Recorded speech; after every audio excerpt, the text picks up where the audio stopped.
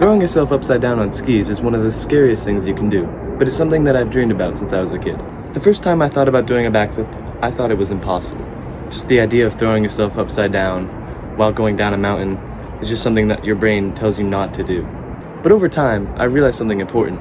Going upside down isn't just a physical battle, but it's mostly a mental battle. So today, I'll teach you how to perform a backflip on skis. Okay. My point is that learning a backflip is very difficult and scary. The benefit you get by doing that is that you learn how to push through that fear and do things even when your mind tells you not to. In this speech, I will be covering 5 main topics. 1. Why learning a backflip can be very useful. 2. The safety equipment that you need to perform the backflip. 3.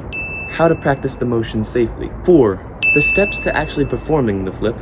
And 5. Common mistakes that people make when trying a backflip. First, I want to talk about why learning a backflip is very useful. Besides being really fun, learning a backflip teaches you how to overcome fear. When you're standing at the top of a jump, your brain is telling you not to do this. But you learn how to push through that fear and just do it anyway because this Teaches you the skills. This helps build confidence that can take you through school, sports, and any other journeys that you take in life. It teaches you that sometimes the hardest part of doing something isn't from your body, but it's from your mind. Now I'm going to be talking about safety and equipment. To perform a backflip on skis, you're going to need the proper equipment. This includes, but is not limited to, skis, ski bindings, ski boots, snow pants, ski jacket, gloves, and last but not least, I would heavily recommend a helmet to protect your noggin from serious damage. You may also want some sunglasses to protect your eyes. I would also heavily recommend a friend or guardian In case you take a serious damage.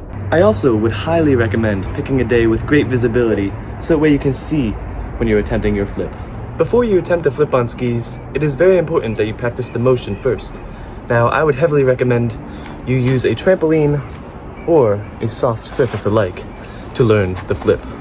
Now, before you get on the trampoline and attempt your first flips, I would recommend warming up your muscles first with a brief stretching routine.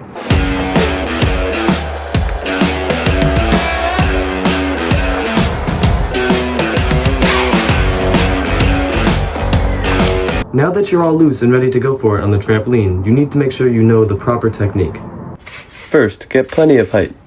As you jump, throw your arms up as high as you can. Grab your knees to help with the rotation. Straighten out your legs to land it.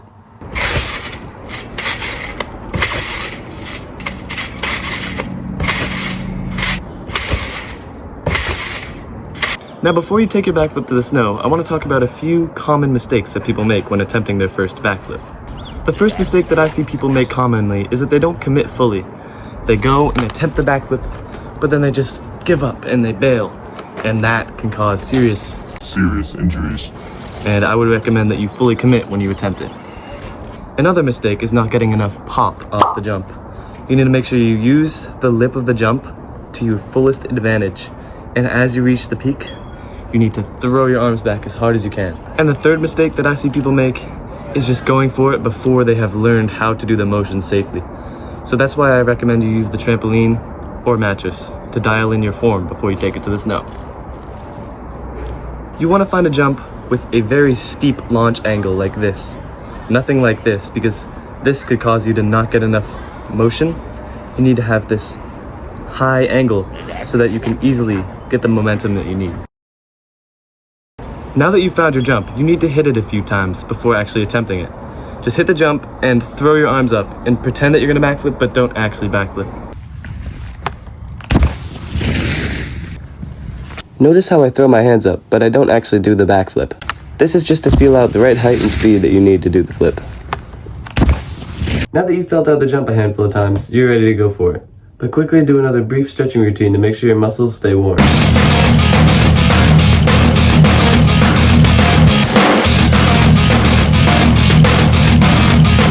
So approach the jump with plenty of speed, and as you reach the top, you want to throw your arms as hard as you can and just look back and grab your knees, which is very important for getting that rotation. Now as you come around and you're about to land, straighten out your legs so that way your feet can land on the landing perfectly. Notice how I threw my arms up and leaned back. Notice how I grabbed my knees to ensure maximum rotation. Observe how I straightened out my legs once I spotted my landing.